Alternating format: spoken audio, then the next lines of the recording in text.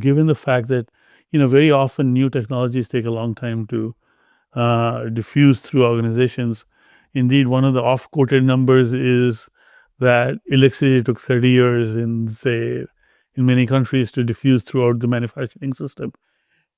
But we do have a lot of history. I mean, in compliance technology, we do have a lot of history of things that have worked and things that haven't, and you have seen them across several large organizations. What would be your perspective of what not to do? What are the mistakes to avoid, if you will? That's a good question, actually.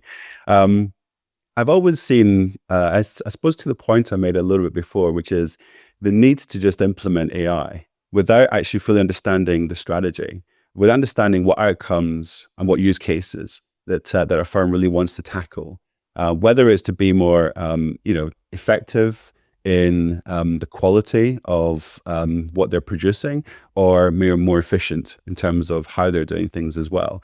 What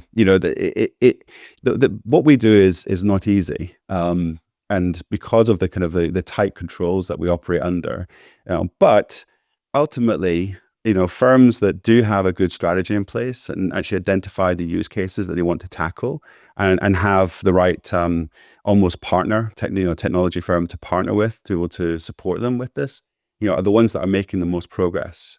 What we're seeing is buying models without clear understanding of the objectives, is not necessarily the way to go.